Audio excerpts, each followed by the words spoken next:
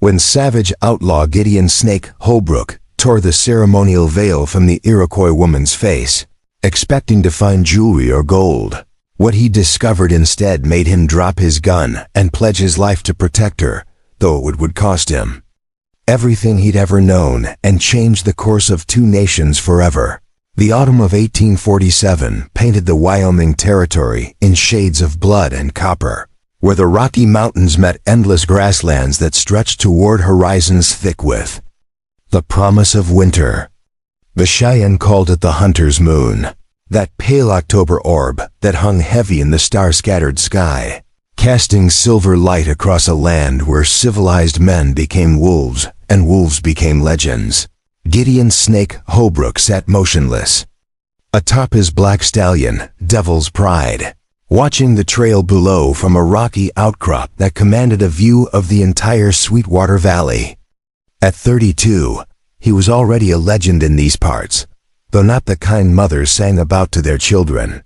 Before we jump back in, tell us where you're tuning in from, and if this story touches you, make sure you're subscribed, because tomorrow I've saved something extra special for you. His reputation was carved in gunpowder and blood, written in the obituaries of 17 men who'd been foolish enough to challenge his draw. They called him Snake not for his cunning, though he possessed that in abundance, but for the way he struck without warning, fast as lightning and twice as deadly. His face bore the weathered lines of a man who'd seen too much and forgiven too little. A scar ran from his left temple to his jaw, a souvenir from a cavalry saber during his desertion from the Union Army 3 years prior. His eyes, the color of winter ice, missed nothing as they swept the valley below. Those eyes had watched cities burn, had seen men die screaming in the mud of Antietam, had witnessed atrocities that would drive lesser men to madness. But Gideon Holbrook had been born without the capacity for madness. He'd been born without the capacity for mercy. Behind him, hidden in a grove of aspen trees whose leaves whispered secrets in the mountain wind, waited his gang. 4 men as brutal and efficient as their leader, each one a wanted criminal with a price on his head that could feed a family for years. There was Cherokee Bill Dawson, a half-breed gunfighter whose mixed heritage had made him an outcast in both worlds. Tommy Red Eye McGrath, an Irish immigrant whose fondness for whiskey was matched only by his skill with dynamite. Jake Bone Crusher Williams, a mountain of a man who'd earned his nickname breaking necks in bare-knuckle boxing matches from San Francisco to Denver. And finally, Miguel Santos, a former vaquero from California, whose accuracy with a rifle was spoken of in hushed tones throughout the territories. They'd been tracking this particular quarry for 3 days now, following intelligence gathered from a loose-tongued bartender in Fort Bridger, a delegation from the Iroquois Confederacy, traveling west to negotiate mining rights with the territorial government. The bartender had mentioned something about ceremonial treasures, ancient artifacts of gold and silver that the delegation carried as symbols of their authority. Gideon's cold heart had quickened at the mention of gold. He'd robbed stagecoaches, banks, and wagon trains from Missouri to California, but he'd never robbed Indians carrying ceremonial treasure. The novelty appealed to him almost as much as the promised wealth. The delegation consisted of 6 riders, moving with the careful precision of people who understood they were traveling through hostile territory. 5 men rode as guards and escorts, their faces painted with the stoic dignity of warriors who'd seen countless battles. But it was the 6th rider who commanded Gideon's attention. A woman riding side saddle on a painted pony, her entire form shrouded in what appeared to be ceremonial robes of the finest white buckskin. Most intriguingly, her face was completely hidden behind an elaborate veil of white silk, decorated with intricate beadwork that caught the moonlight like captured stars. Gideon had robbed plenty of women in his time. Wealthy ranchers' wives, traveling merchants' daughters, even a governor's sister once. He'd learned to read the fear in their eyes, to use their terror as a weapon more effective than any gun. But this woman rode with a composure that intrigued him. She sat straight in her saddle, her head held high despite the veil that obscured her features. There was something in her bearing that spoke of nobility, of a strength that went deeper than mere courage. It made Gideon wonder what kind of treasure she might be carrying beneath those ceremonial robes. The wind shifted, carrying with it the scent of sage and wood smoke from the delegation's small campfire. They'd made camp in a natural hollow beside Willow Creek, protected on 3 sides by granite outcroppings that would normally provide excellent defense against attack. But Gideon hadn't earned his reputation by attacking from expected directions. He'd scouted this area for 2 days, finding the hidden game trails that would allow his men to approach from above, using the rocky terrain to mask their movement. Until they were close enough to strike, Cherokee Bill had questioned the wisdom of attacking the diplomatic delegation. "Gideon," he'd said in his slow, careful way, "these ain't just any Indians. These are Iroquois. They got treaties with Washington. They got connections.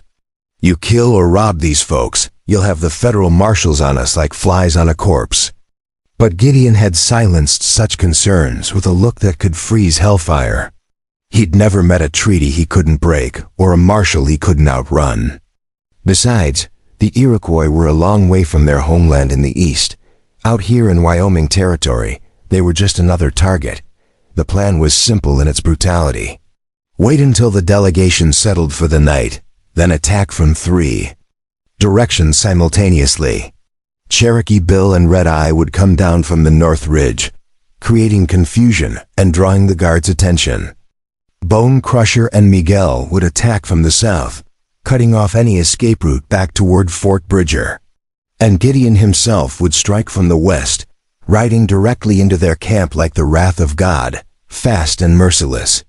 In the chaos that followed, they'd eliminate the guards and secure whatever treasures the delegation carried.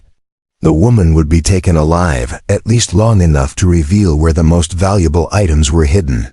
As midnight approached, Gideon felt the familiar coldness settle over him, the emotionless calm that had served him through 17 gunfights and countless robberies. His hand moved unconsciously to the ivory-handled Colt .45 that rode low on his right hip, checking that the weapon sat loose in its holster. The gun had never failed him, never jammed at a crucial moment, never missed its target when his life depended on accuracy. It was his most trusted companion, more reliable than any of the men who rode with him. In a world of uncertainty and betrayal, the gun was the only thing Gideon could count on absolutely. The delegation had posted 2 guards, rotating every few hours with military precision. Currently, a young warrior with eagle feathers in his hair walked the perimeter while an older man tended the fire. The other 4, including the veiled woman, had retired to their bedrolls arranged in a defensive circle around the camp's center. It was a good defensive arrangement against casual bandits or wild animals, but it wouldn't stop Gideon's coordinated assault.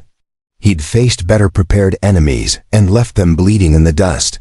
At precisely 12:30, Gideon gave the signal, a low whistle that mimicked the call of a night hawk, barely audible above the wind, but unmistakable to his men.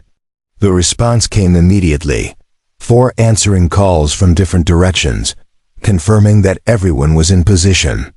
For a moment, the only sound was the gentle burbling of Willow Creek and the soft whicker of horses shifting in their sleep.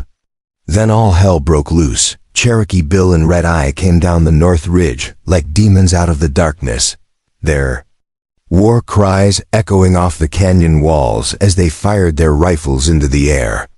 The guards reacted instantly, trained warriors grabbing for their weapons even as they rolled away from the firelight. But their attention was focused on the obvious threat from the north, exactly as Gideon had planned. Bone Crusher and Miguel struck from the south a heartbeat later, their gunfire adding to the confusion as the delegation found themselves caught in a deadly crossfire.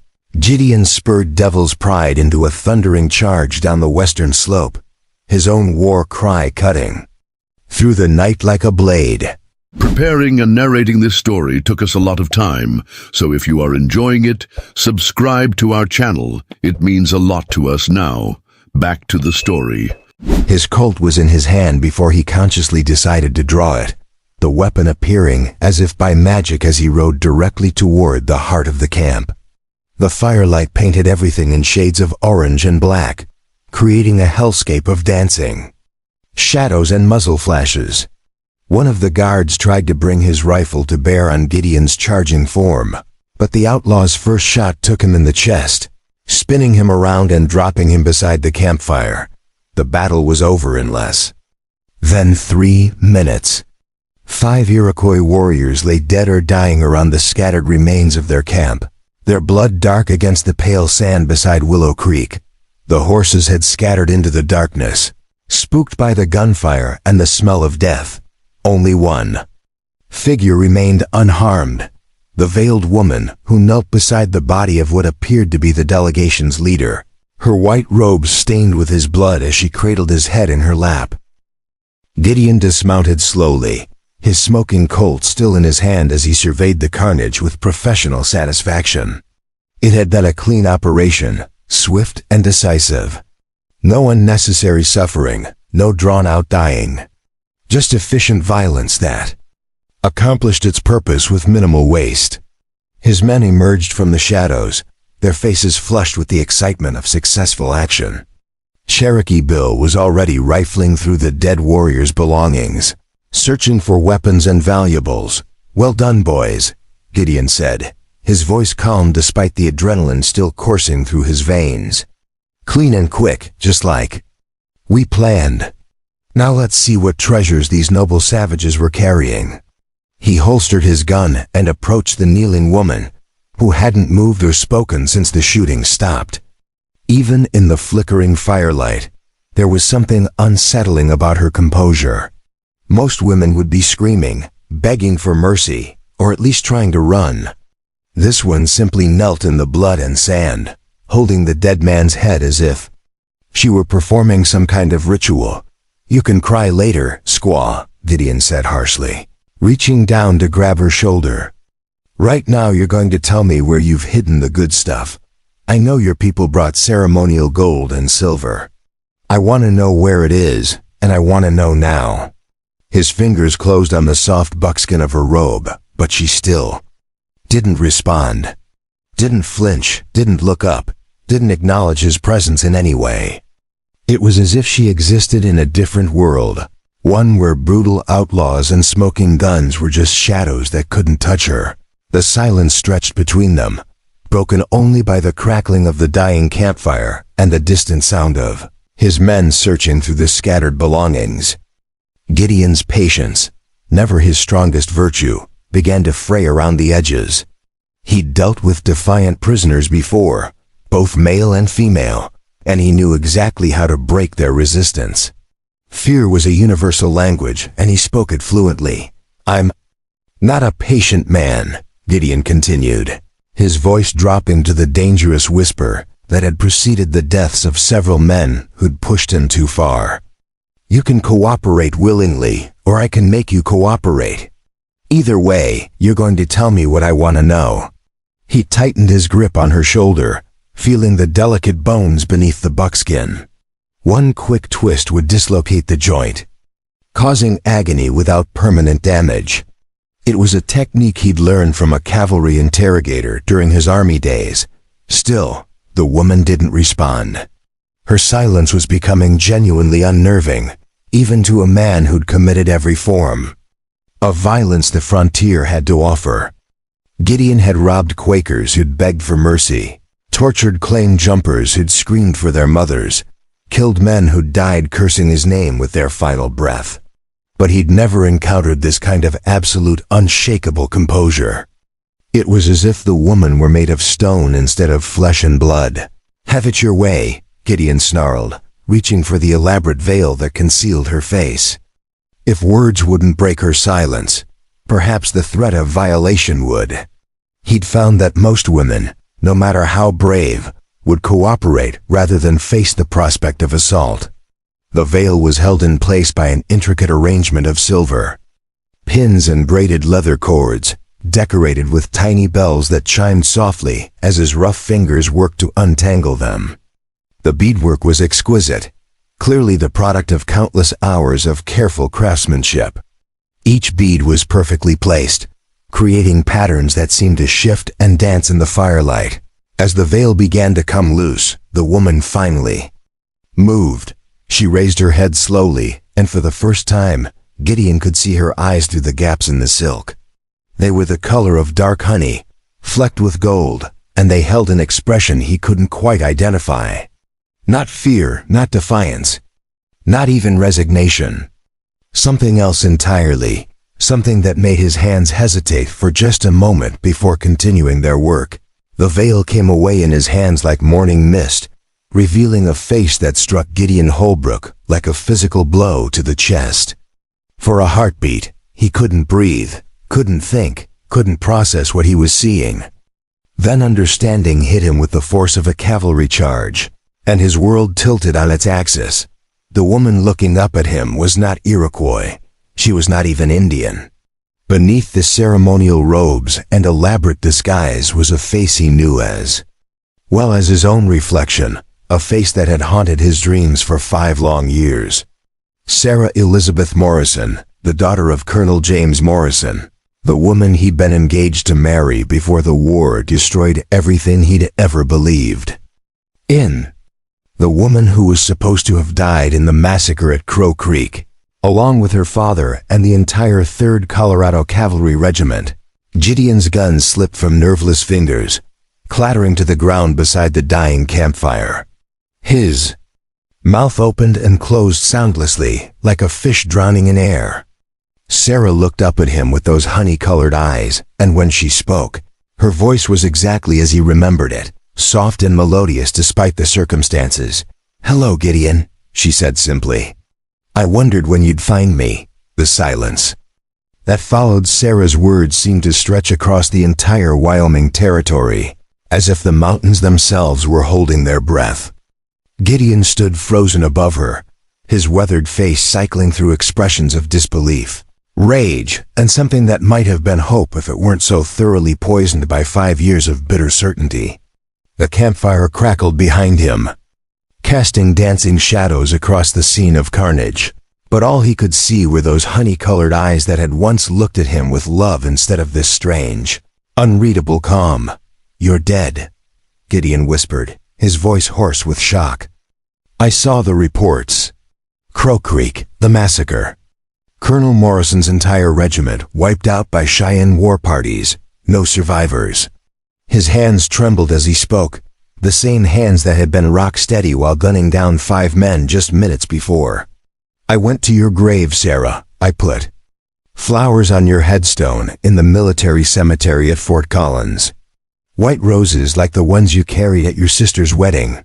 Sarah rose slowly from her kneeling position beside the dead Iroquois leader, her white buckskin robes rustling softly in the night breeze. Even standing, she barely came to Gideon's shoulder, but there was something in her bearing that made her seem larger, more imposing than her slight frame would suggest. "You saw what the army wanted you to see," she said, her voice carrying a bitter edge that hadn't been there in the young woman he'd known before the war. "Reports can be falsified, Gideon. Graves can be dug for empty coffins. The government has many reasons to declare people dead who might be more useful alive." Cherokee Bill's voice cut through the tension like a rusty blade. "Boss, what the hell is going on here? You know this squaw?" The half-breed gunfighter emerged from the shadows where he'd been searching through the dead warrior's belongings, his arms full of rifles and ammunition. Behind him, Red-Eye McGrath dragged a heavy leather satchel that clinked with the sound of metal on metal. "We found some interesting stuff in their packs. Looks like gold, but not the kind you'd expect Indians to be carrying." Gideon didn't take his eyes off Sarah's face. "Take the men back to camp," he ordered, his voice tight with barely controlled emotion. "I'll handle this." When Cherokee Bill opened his mouth to protest, Gideon's hand moved instinctively to his gun. "Now," he said, and something in his tone made even the hardened gunfighter step back. Take everything we found and get out of here. I'll catch up with you in the morning. Red-Eye McGrath, never one to read a situation correctly, chose that moment to voice his opinion. Hell, Gideon, she's just another Indian bitch. Take what you want from her and put a bullet in her head. We've got what we came for. The Irishman's bloodshot eyes gleamed with the kind of cruel anticipation that had made him infamous throughout the territories. Unless you want to keep her alive for sport. Might be fun to have a squaw around camp for a while. The sound of Gideon's fist connecting with Red-Eye's jaw echoed across the canyon like a gunshot. The smaller man flew backward, blood streaming from his nose, and landed hard against a boulder. When he struggled to his feet, there was genuine fear in his eyes for the first time since Gideon had known him. You ever speak about her like that again, Gideon said, his voice deadly quiet, and I'll feed you your own teeth. One at a time. Do we understand each other? Red-Eye nodded frantically, wiping blood from his face with a shaking hand. Cherokee Bill grabbed him by the arm and hauled him toward the horses. Come on, you stupid drunk. Can't you see the boss needs some privacy? Within minutes, the sound of hoofbeats faded into the distance, leaving Gideon and Sarah alone among the dead beside the dying campfire. Sarah watched the outlaws leave with an expression that revealed nothing of her thoughts. When they were gone, she turned back to Gideon with that same unsettling calm. 5 years, she said softly. 5 years, and that's the company you keep now. Murderers and rapists and men who smell like whiskey and failure. What happened to the Gideon Holbrook I was going to marry?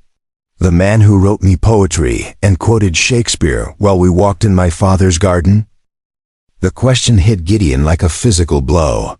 For a moment, he was 27 again, standing in Colonel Morrison's parlor in his dress uniform, asking for Sarah's hand in marriage. He remembered the weight of her father's approval, the soft pressure of her gloved hand in his, the dreams they'd made together about a life after the war. Dreams of a ranch in Colorado, children with her eyes and his stubborn streak, growing old together on a front porch watching the sun set over the Rockies. That man died at Antietam, Gideon said harshly, forcing himself back to the present. He died in the mud with 1,000 other fools who believed in honor and duty and all the other lies they feed soldiers before they send them off to slaughter. The man standing here is what crawled out of that grave. He bent down and picked up his fallen gun, checking the cylinder out of habit. Besides, you're hardly in a position to judge my companions. What were you doing traveling with a war party of Iroquois? And don't tell me you've suddenly developed a taste for Indian culture. Sarah's laugh was bitter as winter wind. A war party? Is that what you think this was? She gestured toward the dead men scattered around the camp. These weren't warriors, Gideon. They were diplomats, peacemakers, men who risked their lives traveling 1,000 miles from their homeland to negotiate treaties that might prevent the slaughter of their people. And you murdered them for gold that doesn't even exist. Don't lecture me about murder. Gideon snapped. I've seen what your father's cavalry did to Indian villages. Women and children gunned down like animals while they begged for mercy. Old men scalped while they were still breathing. If these are the kind of peace talks the army conducts, maybe it's better that they're dead. My father never ordered atrocities, Sarah said, but there was something in her voice that suggested the protest was automatic rather than heartfelt. He was a soldier, not a butcher. He followed orders and protected American settlements from hostile tribes. That was his duty. Your father was a war criminal, Gideon said bluntly. And so was I, for that matter. We all were. The only difference is that some of us were honest enough to admit it. He holstered his gun and walked to the edge of the creek, where the water ran dark and silent between banks lined with willow trees. You want to know what happened to the man you were going to marry? I'll tell you. The memory came flooding back with a clarity that made Gideon's chest tighten.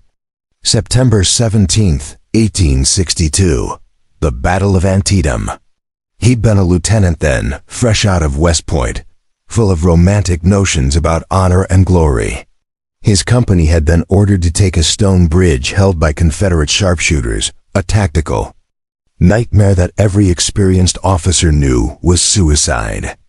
But orders were orders, and Lieutenant Gideon Holbrook had led his men across that bridge like a good soldier.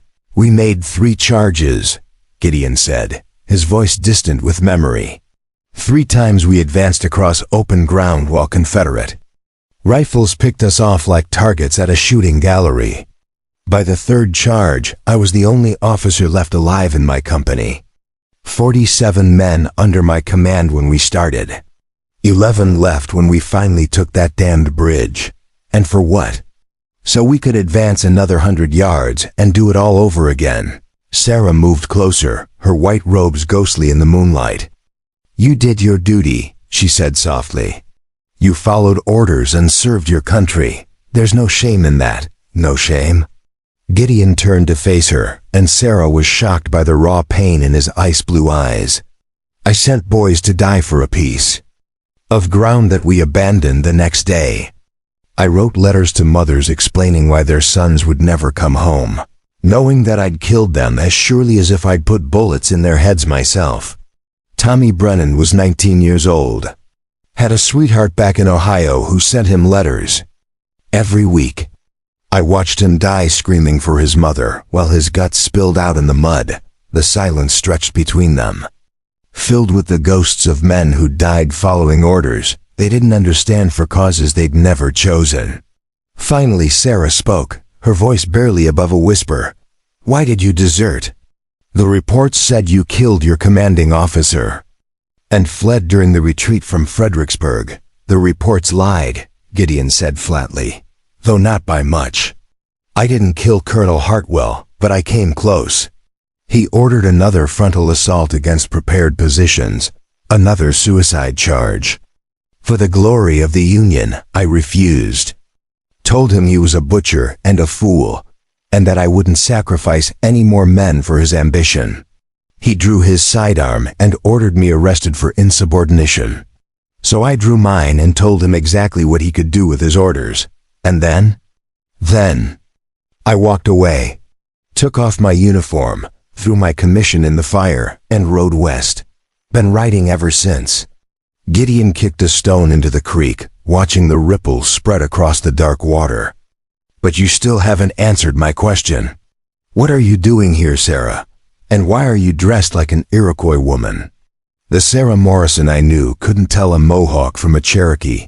Sarah was quiet for a long moment, staring down at the body of the man she'd been cradling when Gideon arrived. He was elderly, perhaps 60, with silver hair braided with eagle feathers, and a face marked by the kind of wisdom that came from surviving decades of warfare and betrayal. His name was Joseph Brant Lightfoot, she said finally.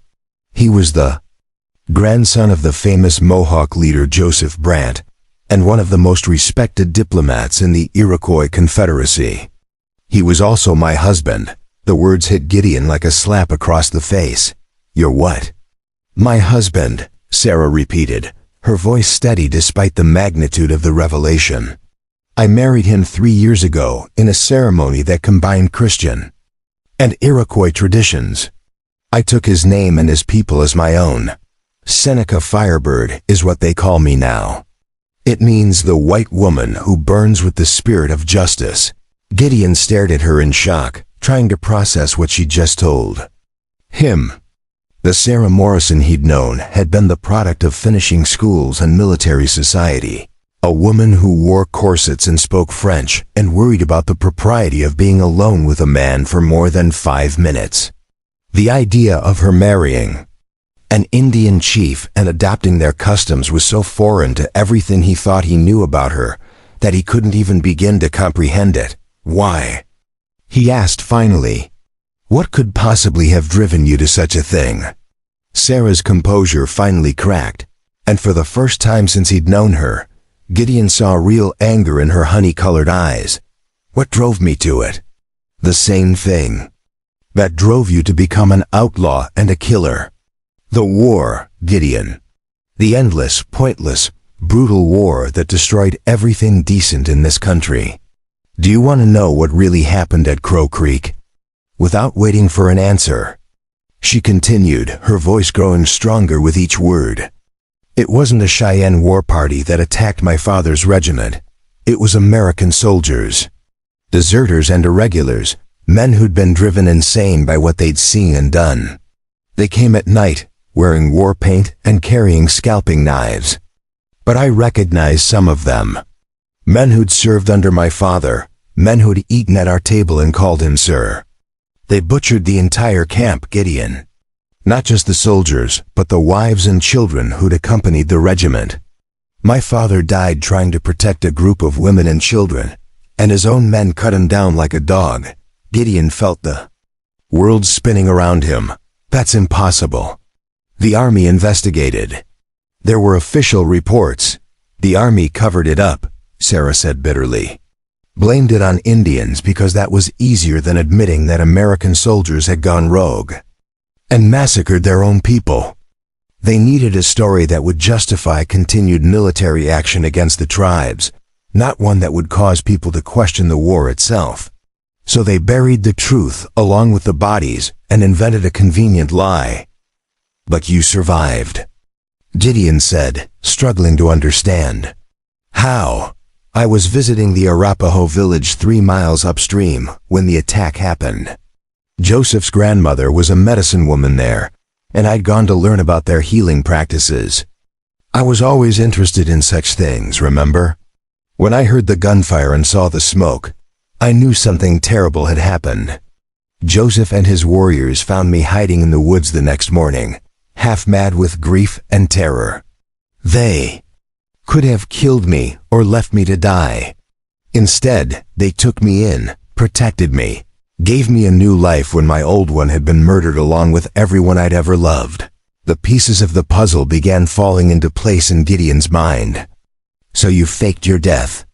Let the army believe you'd been killed with the others. It wasn't difficult, Sarah said.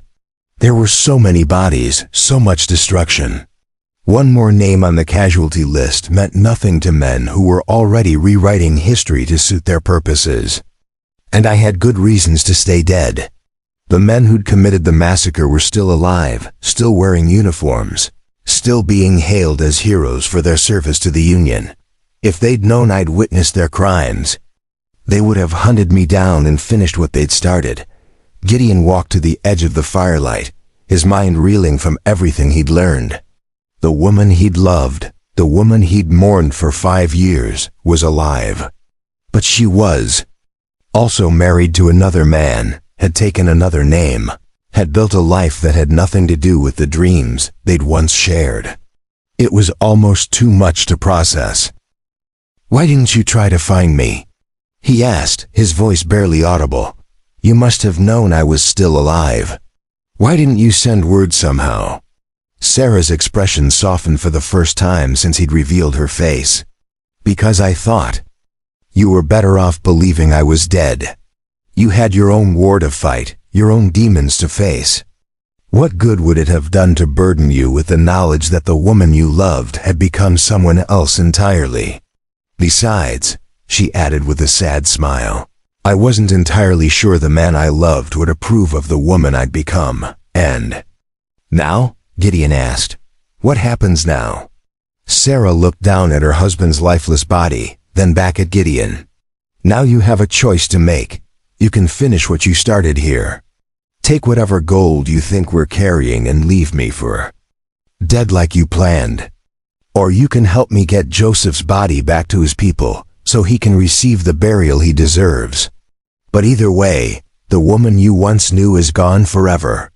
Seneca Firebird is who I am now, and nothing you do or say can change that." Gideon stared at her for a long moment, seeing not the refined colonel's daughter he'd fallen in love with, but a woman forged by loss and hardship into something stronger and more complex than he'd ever imagined possible. When he spoke, his voice was rough, with emotion he'd thought long dead. "Then I guess I'd better get to know Seneca Firebird," he said quietly. "Because the man who loved Sarah Morrison isn't ready to let her go. Not again. Dawn broke over the Sweetwater Valley like a wound bleeding light across the sky, painting the granite peaks in shades of amber and crimson while the shadows retreated to the deepest canyons where even the sun feared to tread. Gideon had not slept, had not even attempted to rest during the long hours since his world had been turned upside down by a dead woman's resurrection and the revelation that everything he thought he knew about the past had been built on lies and military propaganda. He sat beside the dying embers of the campfire, methodically cleaning his Colt .45 with the kind of obsessive attention to detail that had kept him alive through countless gunfights and narrow escapes. The familiar ritual of disassembly, cleaning, and reassembly usually calmed his mind, but tonight it served only to occupy his hands, while his thoughts churned like storm clouds gathering over the mountains. Across the fire, Sarah, he still could not think of her as Seneca Firebird, despite her insistence, knelt beside her husband's body, performing what appeared to be some kind of Iroquois funeral ceremony. She had fashioned a mixture of sage and sweetgrass from plants gathered along the creek bank, burning the herbs in a small clay bowl that she'd produced from one of the leather pouches attached to her ceremonial belt.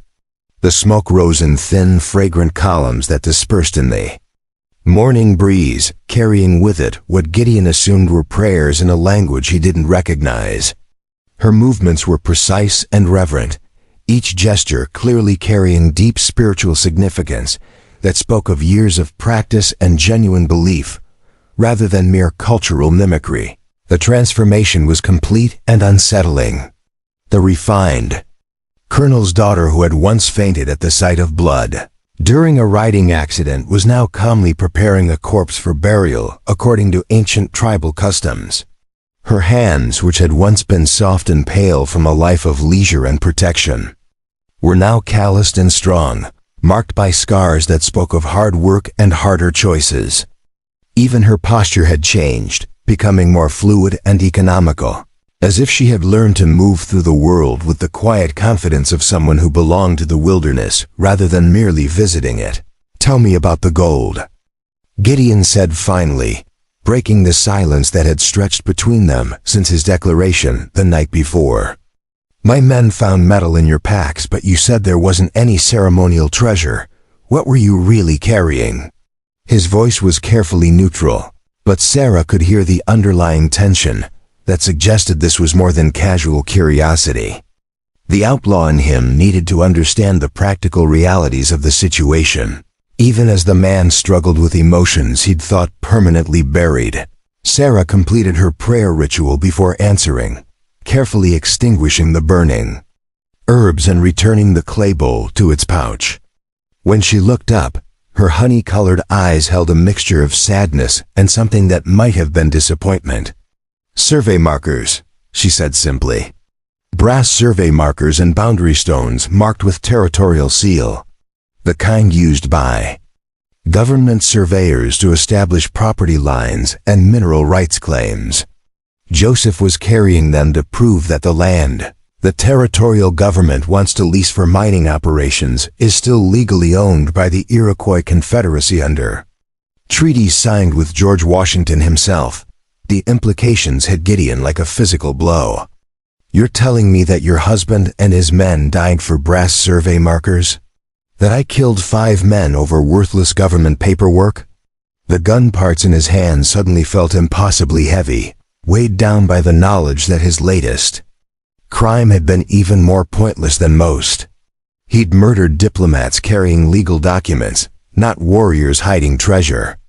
The distinction might not matter to a court of law, but it mattered to whatever remained of his conscience. "Not worthless," Sarah corrected gently. "Those documents represent the difference between legal ownership and illegal seizure, between negotiated agreements and outright theft. The territorial government has been issuing mining leases on Iroquois land without tribal consent, claiming that old treaties are no longer valid. Joseph was traveling to Fort Laramie to present evidence that would force them to honor their legal obligations or face federal intervention. His death means that evidence will never reach the territorial court." Gideon set down his gun and walked to the edge of the creek, where the morning light turned the flowing water into liquid silver. The weight of unintended consequences pressed down on his shoulders like a physical burden.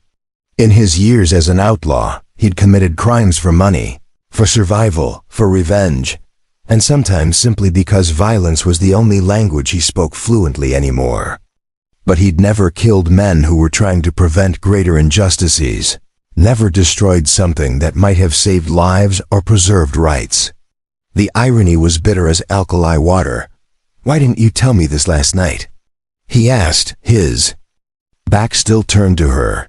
"Why let me believe we'd robbed you for gold that didn't exist instead of explaining what was really at stake?"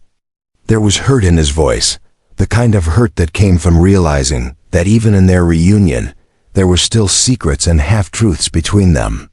The Sarah Morrison he'd known would never have let him suffer under false assumptions when the truth might have changed everything.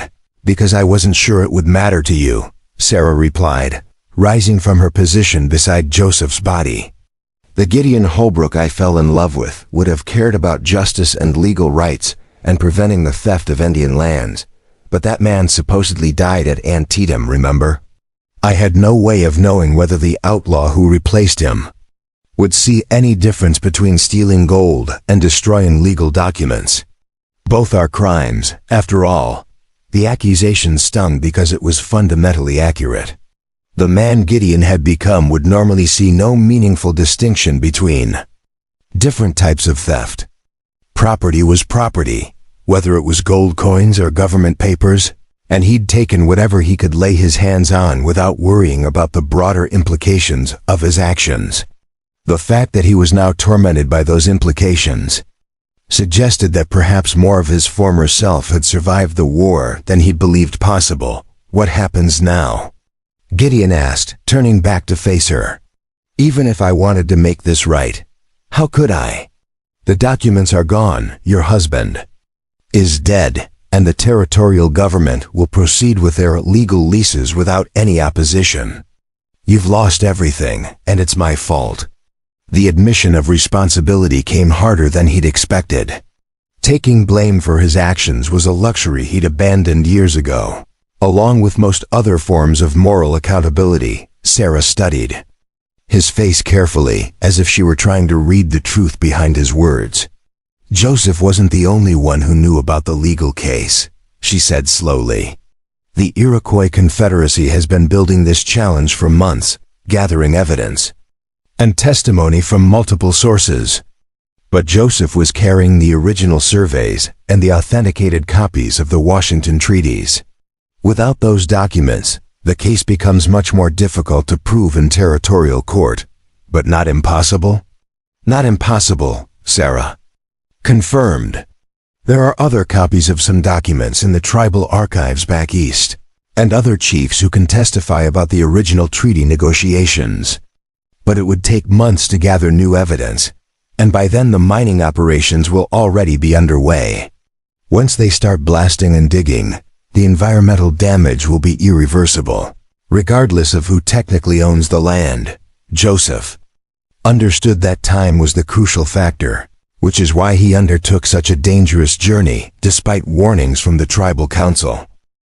Gideon felt something stirring in his chest, an unfamiliar sensation that it took him a moment to identify as hope. Not hope for himself, that was a luxury he'd long since abandoned, but hope that perhaps his actions hadn't completely destroyed something important. "How much time?" he asked. "If someone were to deliver those documents to Fort Laramie, how much time would they have before the mining leases become irreversible?" Sarah's eyes widened as she began to understand the direction of his thoughts. "The territorial legislature meets in 2 weeks to vote on the final mining contracts. If the documents could be presented before then, it might be enough to delay the vote until federal authorities could review the treaty obligations. But Gideon, Fort Laramie is over 200 miles from here, across territory controlled by hostile Cheyenne and Sioux war parties. Even if someone could recover the documents from your men, the journey would be suicide for a lone traveler." "Not for a lone traveler," Gideon said quietly. but maybe for two people who knew the country and had good reason to risk everything. He met her gaze directly, seeing surprise and something that might have been the beginning of hope in her honey-colored eyes. "I can't bring back your husband, Sarah. I can't undo what I did or take back the blood on my hands. But maybe I can finish what he started. Maybe I can get those documents to Fort Laramie before it's too late." The offer hung between them like a bridge across an impossible chasm. Sarah stared at him in shock, clearly struggling to process the magnitude of what he was suggesting. "You would do that? Risk your life to complete a mission for people you've spent years fighting against? Why?" Her voice was barely above a whisper, as if speaking too loudly might shatter whatever fragile possibility was forming between them. Gideon was quiet for a long moment, considering the question seriously. Why would he risk everything for a cause that had nothing to do with his own survival or profit? The answer, when it came to him, was both simple and terrifying in its implications. "Because you asked me to get to know Seneca Firebird," he said finally. "And because maybe the man who loved Sarah Morrison isn't as dead as I thought he was. Maybe he's just been buried under so much blood and bitterness that I forgot he was still there." The sound of approaching hoofbeats interrupted their conversation, growing steadily louder as multiple riders approached from the direction of the outlaw camp. Gideon's hand moved instinctively to his gun as he recognized the distinctive rhythm of Cherokee Bill's horse, accompanied by at least two others. His men were returning, probably curious about what had taken him so long to rejoin them. The timing was unfortunate, to say the least. "Get behind those rocks," Gideon ordered, pointing to a natural fortification formed by granite boulders near the creek bank. "No matter what happens, stay hidden until they leave. If things go badly, head north toward the Shoshone Reservation. They'll protect you if you tell them you're Joseph Lightfoot's widow." His voice was calm and businesslike, but Sarah could see the tension in his shoulders as he prepared for what might be his final confrontation with the men who'd followed him for years. Cherokee Bill rode into the camp with his usual easy confidence, flanked by Red-Eye McGrath and Bone Crusher Williams. Miguel Santos brought up the rear, his sharp eyes scanning the scene with the practiced wariness of a man who'd survived too many ambushes to take anything at face value. The half-breed gunfighter's gaze lingered on the carefully arranged body of Joseph Lightfoot, then moved to Gideon's tense posture and the obvious absence of the Indian woman who'd been alive when they left. "Morning, boss," Cherokee Bill said casually, dismounting with fluid grace. "Hope you had a productive night. We've been going through the loot, and there's some things you need to see." He gestured toward Red-Eye, who was carrying a leather satchel that clinked with metallic sounds. Turns out our Indian friends were carrying more than just brass trinkets. Found some interesting papers mixed in with the survey markers. Legal documents, treaties, that sort of thing. Red-Eye dumped the contents of the satchel onto the ground beside the fire, sending brass markers and rolled parchments scattering across the dirt. His nose was still swollen and discolored from Gideon's punch the night before, and there was a vindictive gleam in his bloodshot eyes that suggested he was looking forward to evening the score. "Funny thing about these papers, Gideon," he said, with malicious satisfaction. "They're all about Indian land rights and mining claims. Makes a man wonder why supposedly hostile savages would be carrying legal documents instead of war paint and scalps." Bone Crusher Williams, never the most intelligent member of the gang, chose that moment to voice his confusion. "I don't get it, boss. If these Indians were carrying papers about land rights, doesn't that make them some kind of government agents?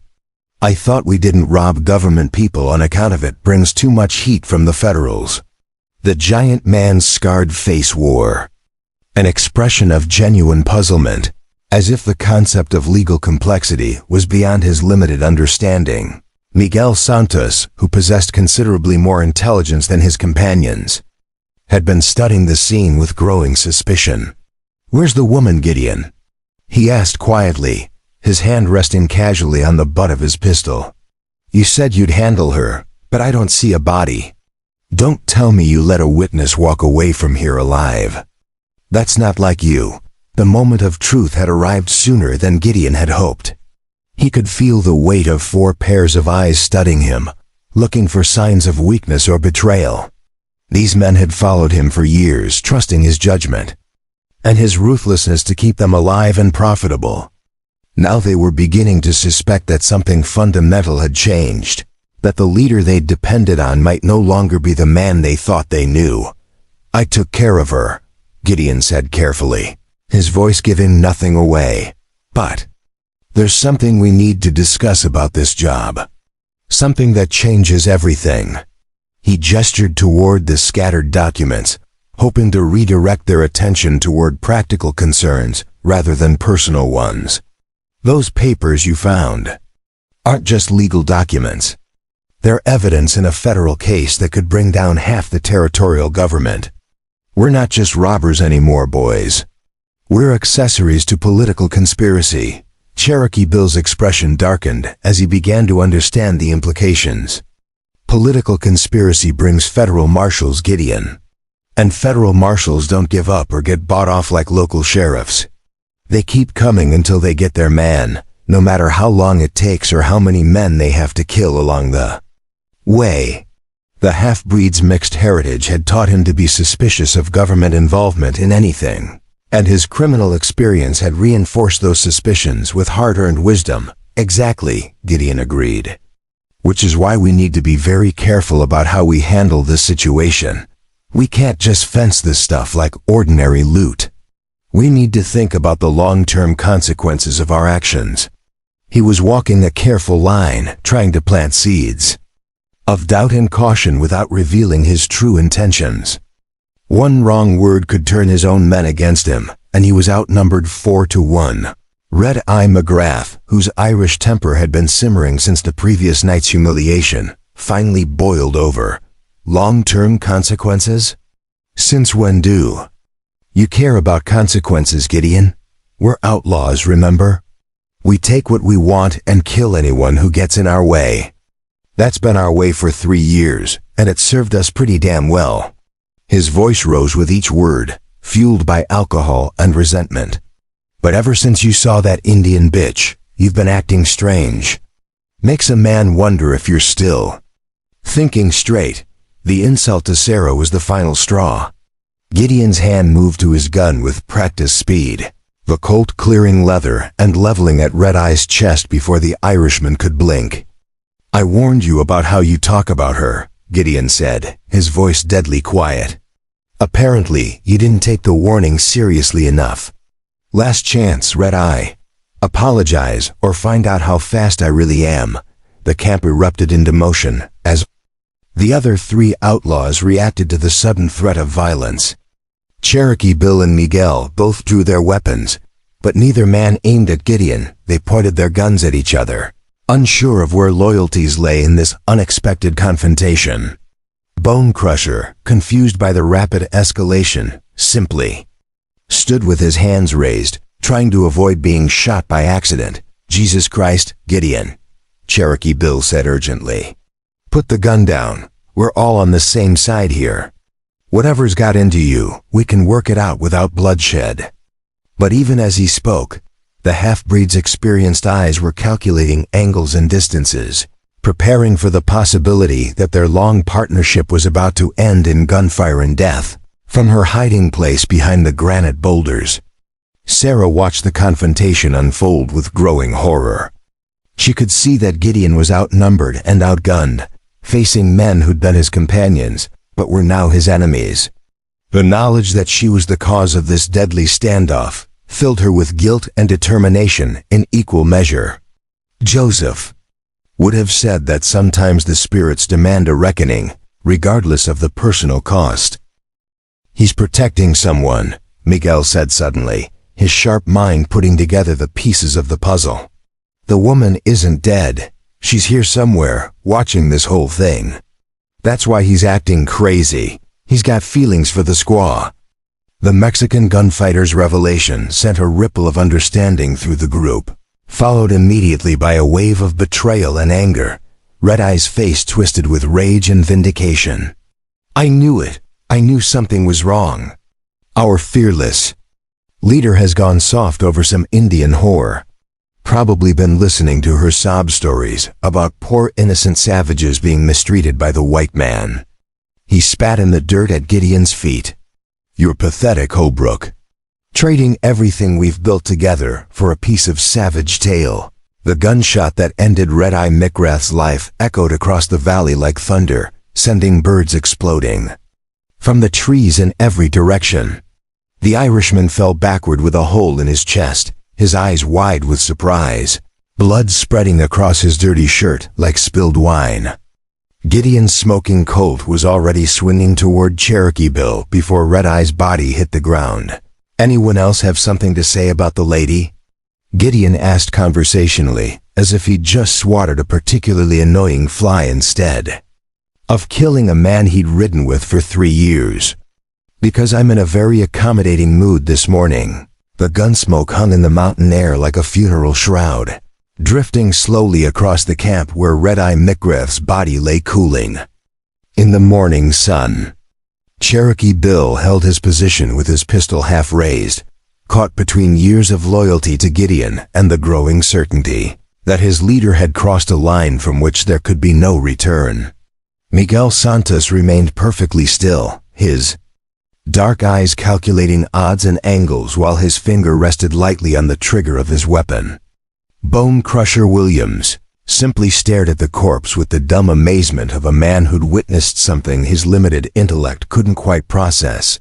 Well, Cherokee Bill said finally, his voice carefully neutral despite the tension radiating from every line of his body.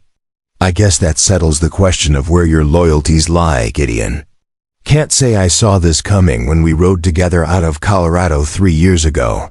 Figured we'd all die eventually, but I thought it would be lawmen or soldiers doing the killing, not each other. The half-breed's mixed heritage had taught him to read situations quickly and adapt to changing circumstances, but even his considerable survival instincts were struggling to process this sudden transformation of ally into enemy. Gideon kept his smoking Colt trained on the group while his mind raced through tactical possibilities.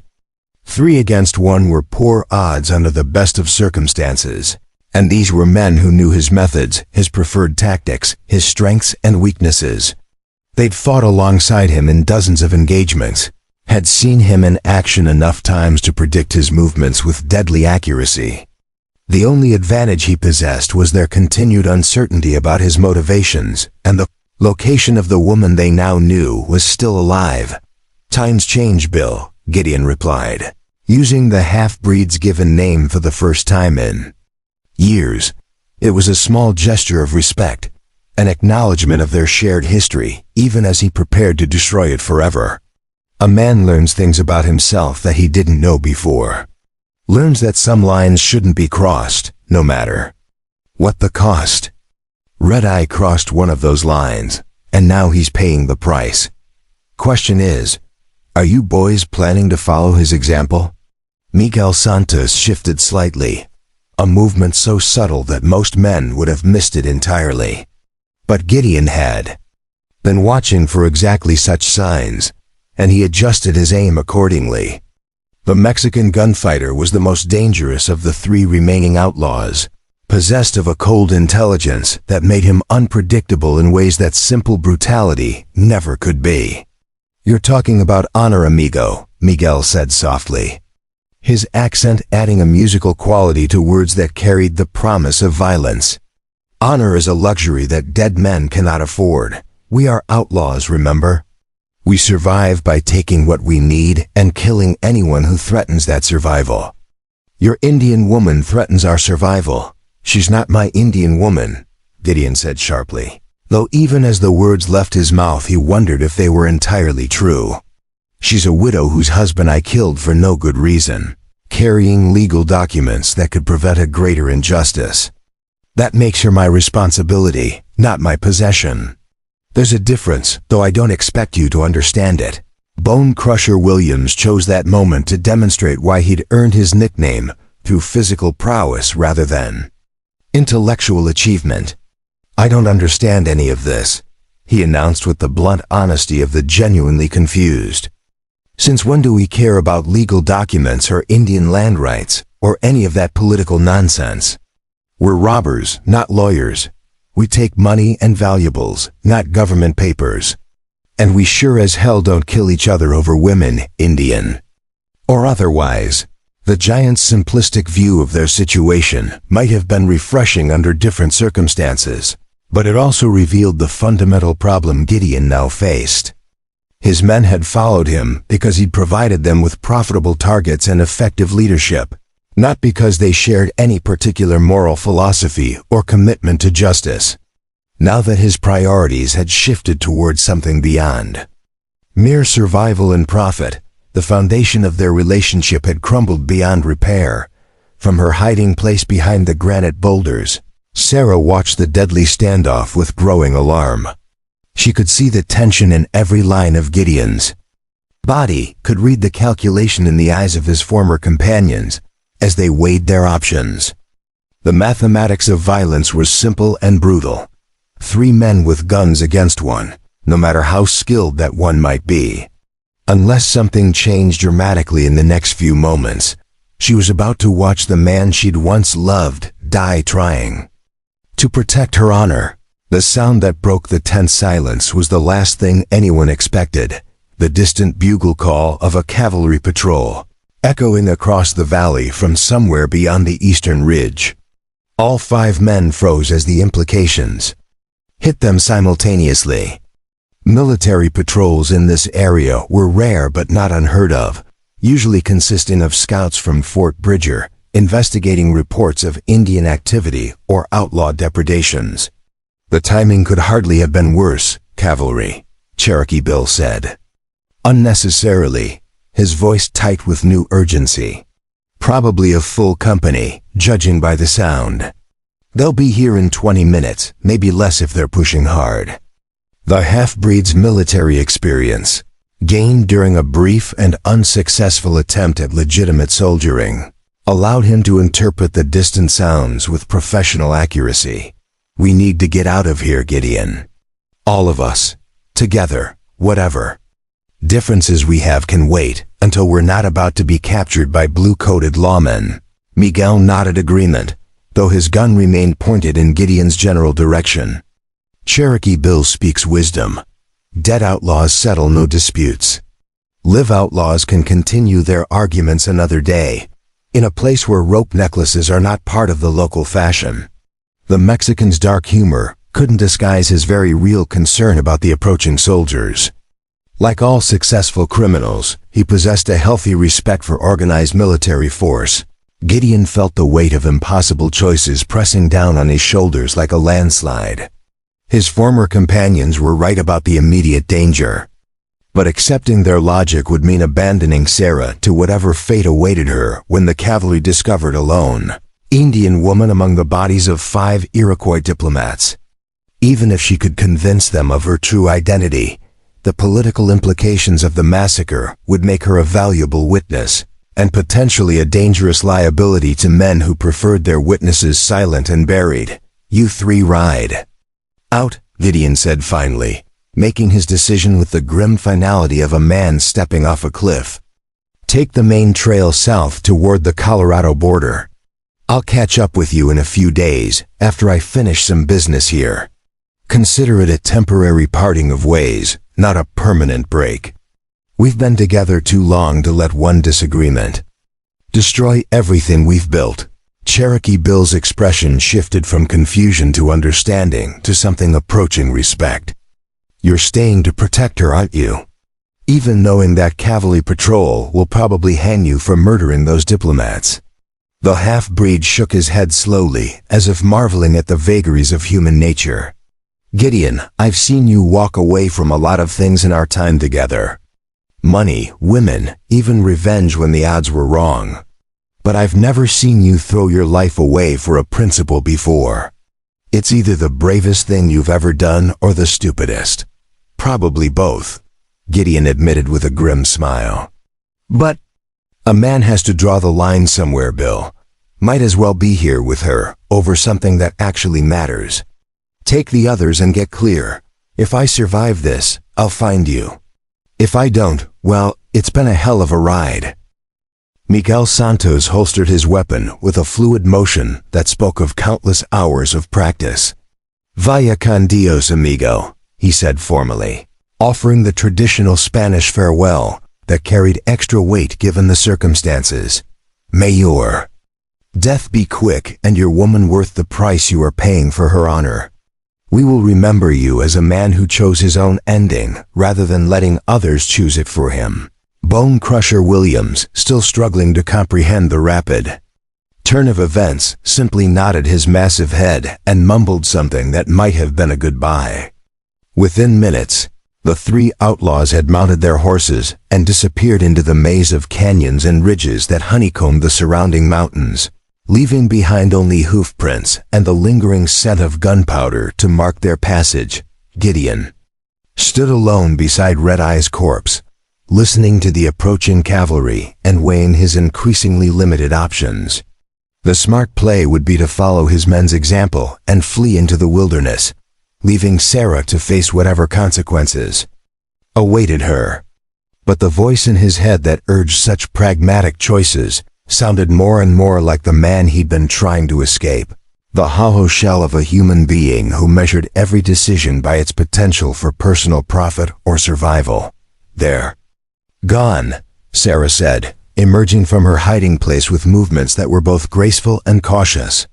She'd shed the ceremonial white buckskin robes and now wore more practical traveling clothes that had been hidden beneath the formal garments.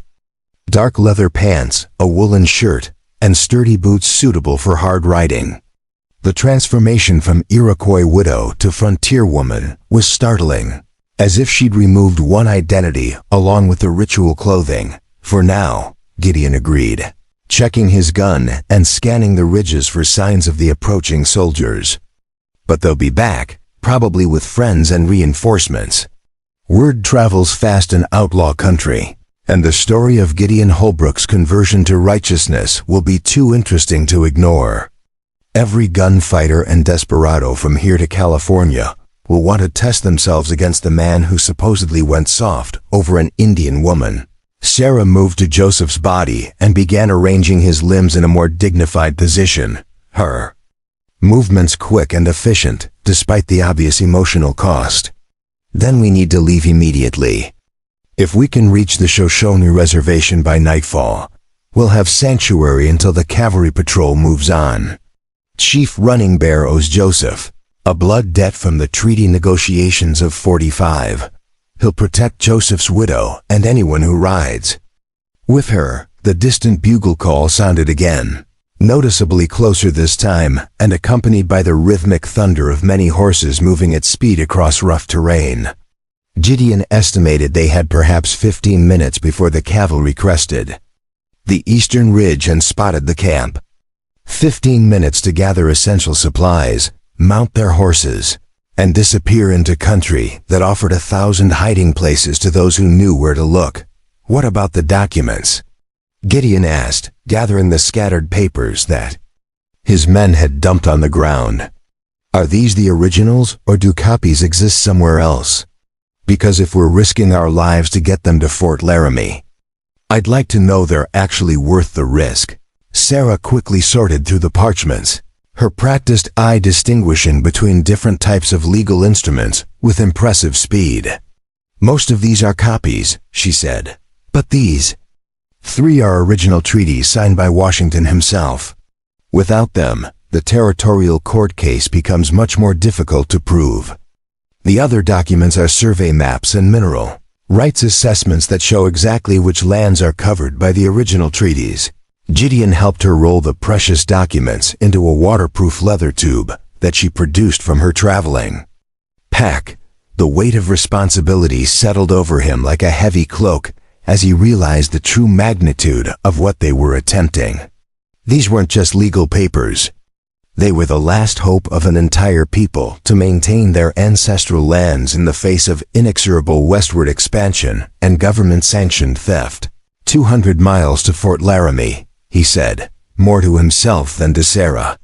Through Cheyenne hunting grounds, across rivers that may or may not be fordable, over mountains where early snow could trap us for weeks. And all the while being pursued by cavalry patrols, bounty hunters, and probably my former associates once they decide I've become a liability rather than an asset. Joseph believed it could be done, Sarah replied, securing the document tube in a specially designed compartment of her saddle. He'd made the journey from the Eastern Territories twice before, using routes that avoided the main army patrols and tribal war parties.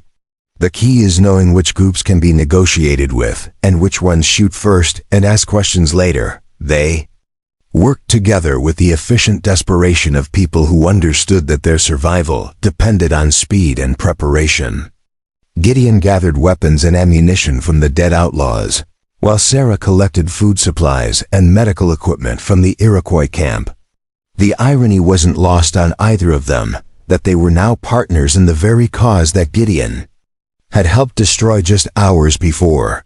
The sound of approaching hoofbeats grew steadily louder, accompanied now by the jingle of military equipment and the occasional shouted order from an officer trying to maintain formation over difficult terrain.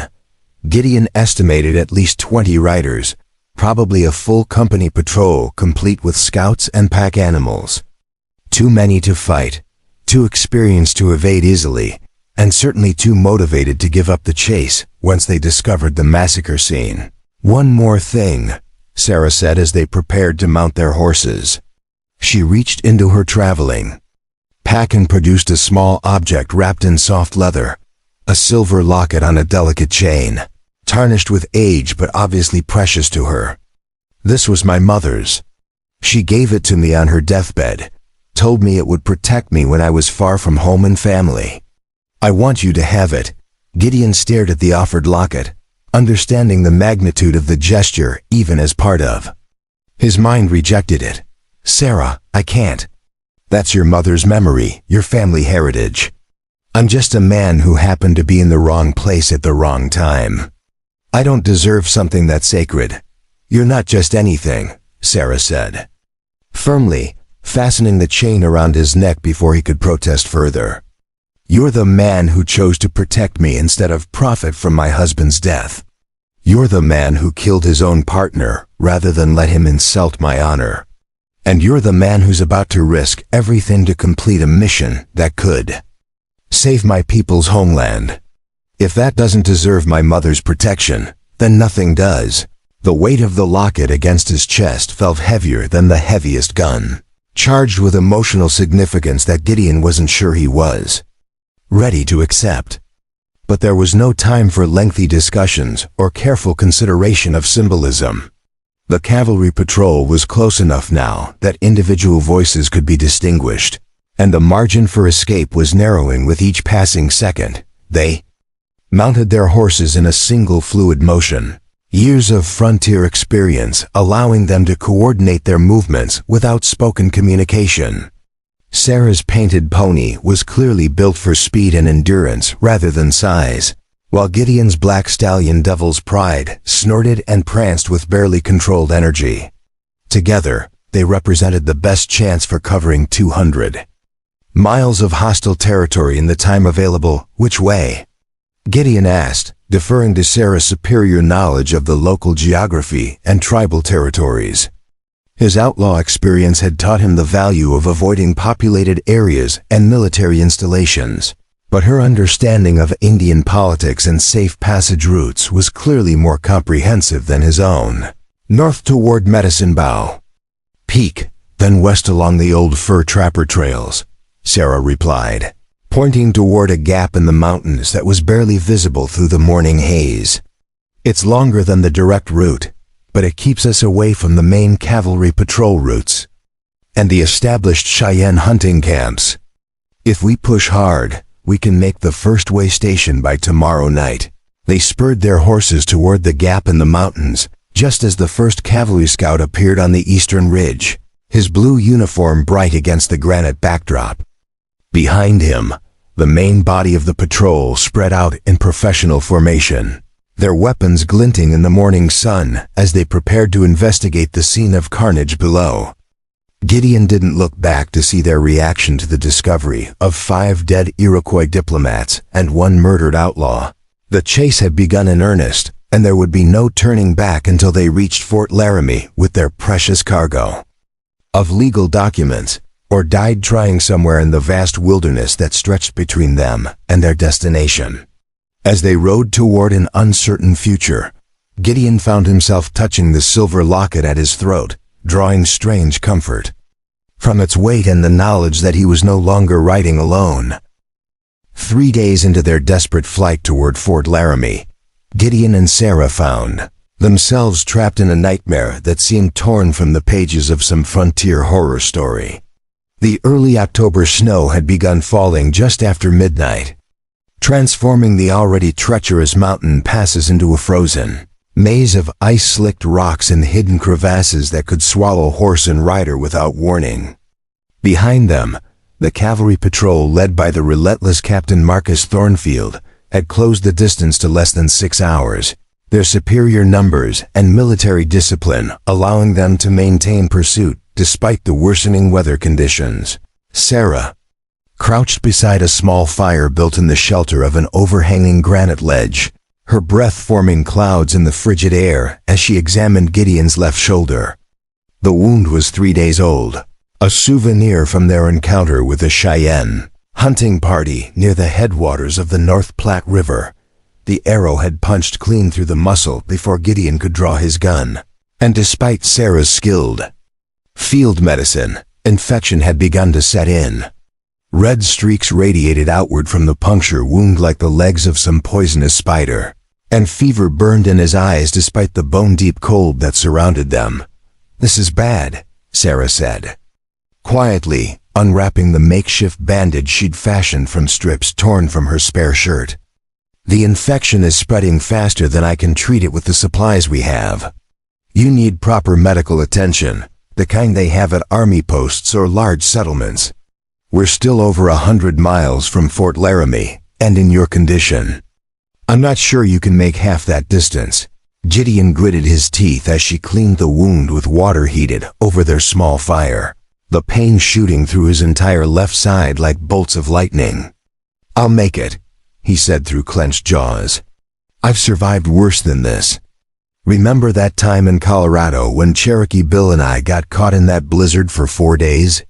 Or when Miguel and I had to cross the desert with no water after that bank job went wrong? This is just another test, another obstacle to overcome. This is different, and you know it," Sarah replied, her honey-colored eyes reflecting the firelight as she met his gaze. "Those other times you were just fighting the elements or bad luck. This time you're fighting your own body, and it's winning. The fever is getting worse, not better. Without proper medicine, you'll be dead within a week, maybe less. Is completing this mission really worth your life?" The question hung between them like smoke from their dying fire, heavy with implications that neither of them wanted to confront directly. Over the past 3 days, their relationship had evolved from mutual necessity into something deeper and more complex.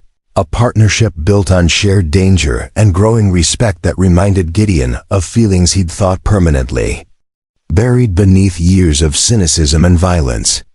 The idea of dying just when he'd rediscovered reasons for living was almost unbearably ironic. "It's not about the mission anymore," Gideon admitted, his voice hoarse from fever and exhaustion. "It stopped being about Joseph's legal documents.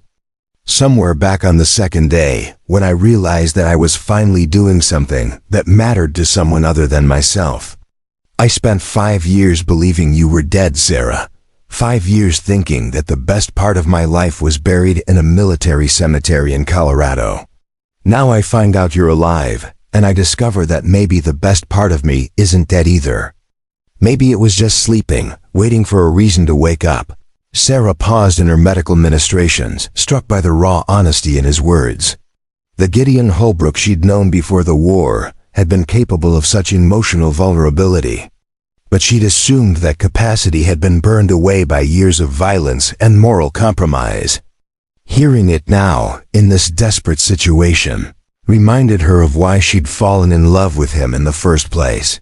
The sound of horses moving through the snow interrupted their conversation, close enough to be clearly audible despite the muffling effect of the falling precipitation. Both of them froze, listening intently as the sounds grew steadily closer. Multiple riders, moving with the careful precision of men who understood they were tracking dangerous quarry through hostile territory. Captain Thornfield's cavalry patrol had found their trail despite the snow, and the precautions they'd taken to cover their tracks. How many? Gideon whispered, his hand moving instinctively to his gun despite the weakness in his left arm. The fever might be sapping his strength, but his reflexes remained intact, honed by years of surviving situations where a split-second hesitation meant death. Through the swirling snow, he could make out the dim shapes of mounted men, perhaps 8 or 10 riders spread out in a search formation. Too many, Sarah replied, quickly extinguishing their fire with handfuls of snow. And they're between us and the horses. We're trapped here unless we can find another way off this ledge. She moved to the back of their shelter, searching for any crack or crevice that might offer an escape route. The granite walls rose nearly vertical on 3 sides, while the 4th opened onto the narrow trail where the cavalry was now conducting their methodical search. Captain Marcus Thornfield's voice carried clearly through the thin mountain air, crisp with military authority and barely controlled anger. Spread out and check every overhang, every cave, every place they might have taken shelter. They can't have gone far in this weather, not with one of them wounded. I want them found within the hour, dead or alive. Preferably alive, so they can answer some questions about what happened to those Iroquois diplomats. Sarah found what she'd been looking for, a narrow chimney in the rock face that led upward into darkness, barely wide enough for a human body, but offering the only possible escape from their current trap. There, she whispered, pointing toward the opening. It's a natural fault in the granite. Might lead to another ledge higher up, or it might dead end after 20 feet. Either way, it's better than waiting here to be captured, Gideon examined the opening with professional interest, his outlaw experience having taught him to evaluate escape routes quickly and accurately. The chimney was narrow enough that a man would have to climb using his back against one wall and his feet against the other, a technique that required considerable upper body strength and coordination. In his current condition, weakened by fever and hampered by his wounded shoulder, the ascent would be extremely dangerous. You go first, he said, making his decision with characteristic decisiveness. I'll follow as soon as you're clear. If something happens to me, if I can't make the climb, you keep going. Get those documents to Fort Laramie, no matter what. That's more important than my life or your conscience. We go together or not at all, Sarah said firmly, her voice carrying an edge of steel that reminded Gideon of her father's military bearing. I didn't spend 3 days nursing you through fever and infection just to abandon you when things get difficult. Besides, you're forgetting something important. I know these mountains, and you don't. Without me, you'll never find Fort Laramie.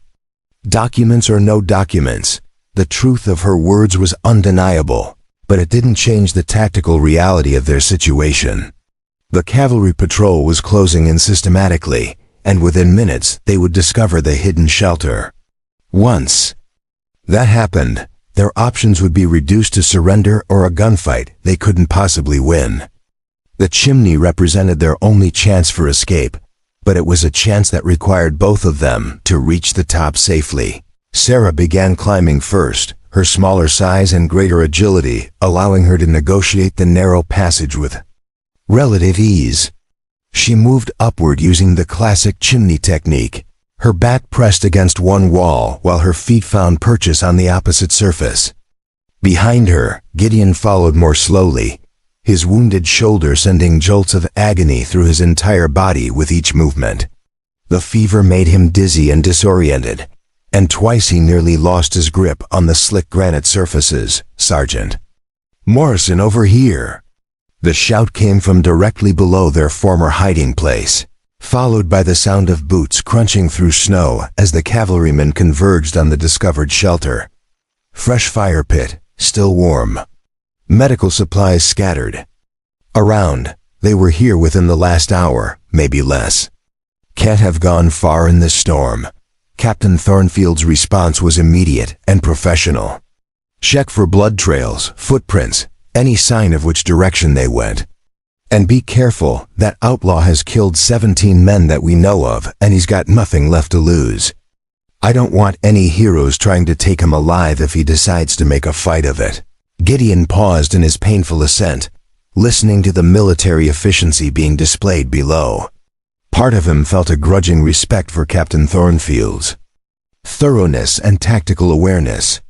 The man was clearly a professional soldier who understood the dangers involved in pursuing a wounded but desperate outlaw through hostile territory. Under different circumstances, they might have been allies rather than hunter and hunted. Keep moving, Sarah whispered from somewhere above him in the darkness. I can see light ahead. There's definitely another opening at the top of this chimney, but we need to get there before they figure out where we went. It won't take them long to spot this opening once they start looking up instead of out. The climb seemed to last forever, each foot of upward progress requiring tremendous effort from muscles weakened by fever and blood loss. Gideon's vision began to blur as the combination of physical exertion and infection took its toll, and he had to stop several times to rest and regain his equilibrium. Below them, the sounds of the search continued as the cavalry methodically examined every possible hiding place in the immediate area.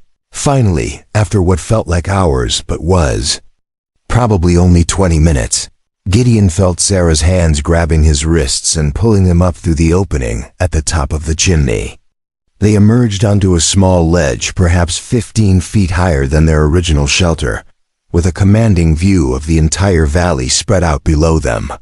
The snow was falling more heavily now, reducing visibility to less than 100 yards, and providing natural concealment from the searching soldiers. Look, Sarah said quietly, pointing toward a distant ridge visible through breaks in the swirling snow. Smoke signals, 3 columns, evenly spaced. That's Cheyenne, probably the same hunting party we encountered 3 days ago. They're signaling to other groups in the area, letting them know about the cavalry patrol and our presence in their territory. Gideon studied the smoke signals with growing concern. His knowledge of Plains Indian communication methods was limited, but he understood enough to recognize that they were now caught between 2 equally dangerous forces. The cavalry wanted them captured and tried for the murder of federal diplomats, while the Cheyenne war parties wanted them dead for trespassing on sacred hunting grounds during the autumn buffalo migration. How long before they converge on our position? He asked, checking his weapons and ammunition by feel in the darkness. His rifle was still in good condition despite their ordeal, and he had perhaps 30 rounds left for his pistol. Not enough for a prolonged engagement, but sufficient to make their capture expensive for whoever attempted it. Hard to say, Sarah replied, studying the pattern of smoke signals with the expertise of someone who'd lived among Indians for years. Could be hours, could be minutes. Depends on how many warriors are in the area and how important they consider us to be. But one thing is certain, staying here isn't an option. We're exposed on 3 sides, and there's no water or shelter if this storm gets worse. The irony of their situation wasn't lost on either of them. They'd escaped the immediate threat of cavalry capture, only to find themselves in an even more precarious position, trapped on a narrow ledge with hostile forces closing in from multiple directions. The documents that represented the last hope of the Iroquois Confederacy seemed increasingly likely to die with them on this frozen mountainside. There, Sarah said suddenly, pointing toward a barely visible trail that led along the ridge. Toward the north. That's an old hunting path used by the Shoshone when they came here for vision quests. It's dangerous in good weather and probably suicidal in a snowstorm. but it might get us far enough from here to break contact with both the cavalry and the Cheyenne war parties. Gideon examined the trail with the practiced eye of a man who'd spent years evaluating dangerous routes through hostile territory. The path was narrow, winding along the face of the cliff with drops of several hundred feet on one side and sheer rock walls on the other. In current conditions, with ice and snow making every step treacherous, it would be like walking a tightrope over hell itself. "It's suicide," he said bluntly. "Even if we make it past the first mile without falling to our deaths, we'll be completely exposed to anyone with a rifle and good eyes. One shot from below and we're both dead, mission or mission." "Maybe," Sarah agreed. "But it's the only chance we have. The alternative is to sit here and wait for either the cavalry or the Cheyenne to find us. And I don't think either of those outcomes leads to us delivering Joseph's documents to Fort Laramie. Sometimes the only way forward is through the most dangerous path." As if to emphasize her point, the sound of voices drifted up from below as the cavalry patrol expanded their search pattern. It was only a matter of time before someone thought to look up and spotted the chimney opening. Once that happened, their temporary refuge would become a death trap with no possible escape. "All right," Gideon said, making his decision with the grim finality of a man who'd run out of alternatives. "We take the hunting trail, but I go first this time. If I fall, you turn back and find another way to Fort Laramie. Don't let my death be for nothing." "Together," Sarah repeated, her voice carrying the same steel determination that had sustained her through 5 years of life among the Iroquois. "We started this journey together, and we'll finish it together. Whatever the cost." That's what partners do. They began their traverse of the ancient hunting trail, just as the first Cheyenne war cries echoed across the valley, answered moments later by the sharp blast of cavalry bugles. The final phase of their desperate race to Fort Laramie was about to begin, and the odds of survival were growing longer with each passing hour. The gates of Fort Laramie rose before them like a vision from a fever dream, the sturdy wooden palisades and fluttering American flag appearing through the morning mist after 8 days of hell that had tested every limit of human endurance and determination. Gideon swayed in his saddle, held upright only by leather straps that Sarah had rigged to keep him from falling during his periods of delirium, while his black stallion Devil's Pride moved with the careful gait of a horse that understood. Its rider was no longer capable of guiding it safely. The infection in his shoulder had spread throughout his system, leaving him burning with fever one moment and shivering with bone-deep cold the next.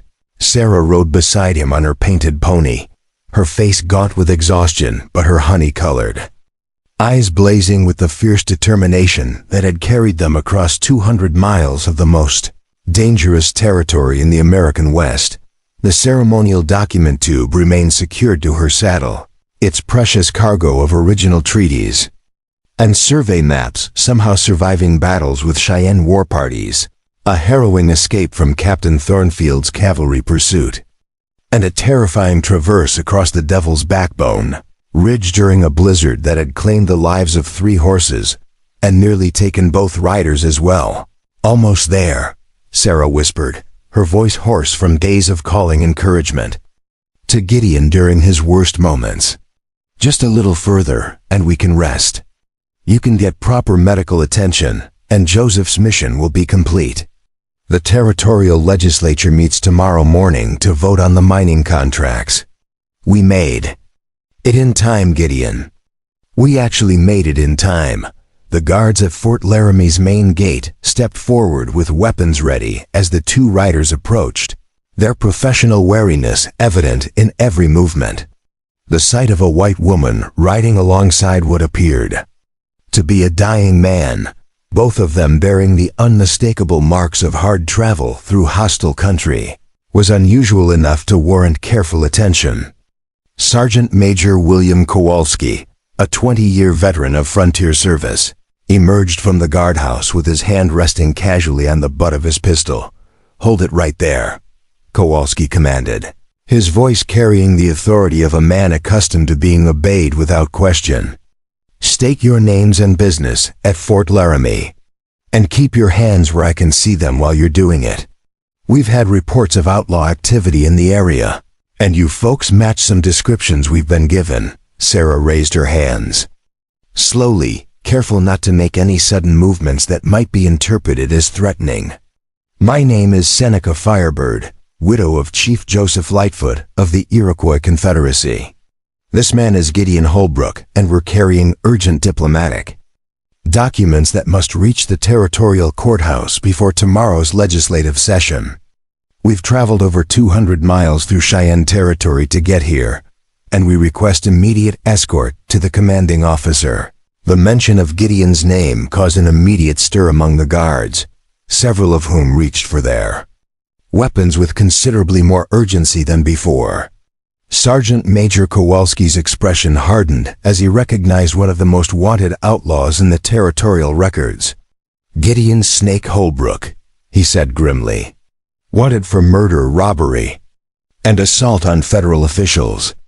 Ma'am, I don't know what this man has told you, but he's a dangerous criminal with a price on his head that could feed a family for years. He's also the man who's risked his life to ensure that these documents reach their destination," Sarah replied firmly, producing the leather tube from her saddle with movements that were deliberately slow and non-threatening. Whatever crimes he may have committed in the past, he spent the last 8 days protecting federal evidence and fighting to prevent a greater injustice. I ask that you judge him by his recent actions rather than his previous reputation. Gideon managed to lift his head despite the fever that made everything seem to spin around him like a child's top. "She's right," he said, his voice barely above a whisper, but carrying enough conviction to make the guards pause in their preparations for arrest. "I killed those Iroquois diplomats, but not for the reasons you think, and I've been trying to make it right ever since. Let her deliver the documents first. Then you can hang me if that's what the law requires." Sergeant Major Kowalski found himself in an unusual position, faced with a situation that wasn't covered by standard military procedures. On one hand, he had clear orders to arrest Gideon Holbrook on sight and hold him for federal marshals. On the other hand, the woman's claims about urgent diplomatic documents could have significant political implications, especially given the current tensions between territorial authorities and various Indian tribes. After a moment's consideration, he made his decision. "Corporal Martinez, escort these people to Colonel Harrison's office immediately," Kowalski ordered. "Have the post surgeon standing by to treat the wounded man, but keep him under guard at all times. And send word to the telegraph office that we may need to contact Washington about some kind of diplomatic situation. This is above my pay grade." The interior of Fort Laramie buzzed with the controlled activity of a major military installation, soldiers going about their duties with the professional efficiency that kept the frontier army functioning despite constant challenges from hostile tribes, inadequate supplies, and political interference from territorial officials who'd never spent a day in Indian country. Colonel James Harrison, the post commander, was a weathered veteran of 30 years' service, who'd learned to navigate the complex politics of the Western territories without losing sight of his primary responsibility to protect American settlers and maintain peace between competing factions, Mrs. Firebird, Colonel Harrison said formally as Sarah and the heavily guarded Gideon were escorted into his office. "I've received word from Captain Thornfield about the massacre of the Iroquois diplomatic delegation.